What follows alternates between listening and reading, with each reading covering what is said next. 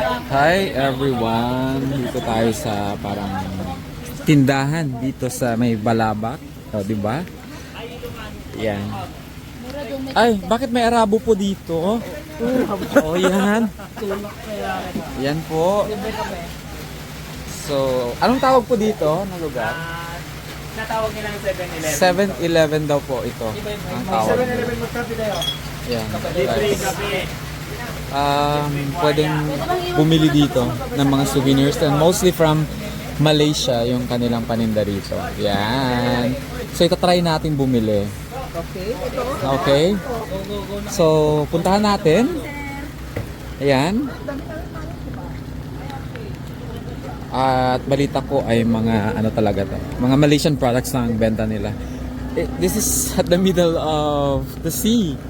Yan. Tignan natin kung ano yung mga paninda nila. Ayan. Oh my God, ano to? Seaweeds. Oh, di ba? Pwedeng pang dekorasyon sa bahay. Charot. Fresh salad. Yes. Yes, yes, yo. So, let's see kung ano ang kanilang mga paninda. Ayan. So, totoo ba? 120 lang yung ganito. Ayan, yung mga paninda po nila. So parang talagang naging tourist attraction ito. Ay, para masarap yung fresh na Ayan, si tuna nila. tatay. Ito, 120 po. Ayan yung mga products nila. Ala! Malaysian po lahat ito? Oo, yung iba. Ah, yung iba. Babalgam namin ng bata. Okay. So yan si Odi. Pang lipstick namin na nababalgam. So mga paninda nila.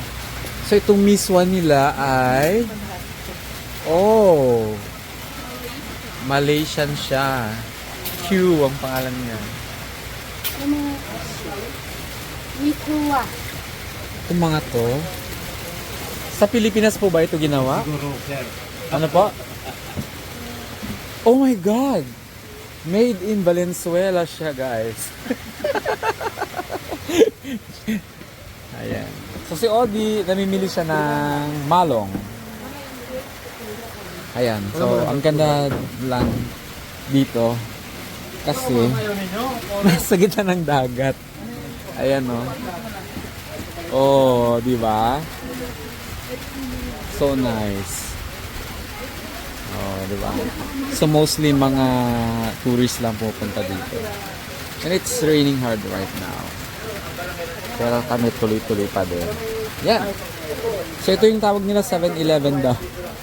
Nila dito. Ayan. Okay guys. Yan na lang muna.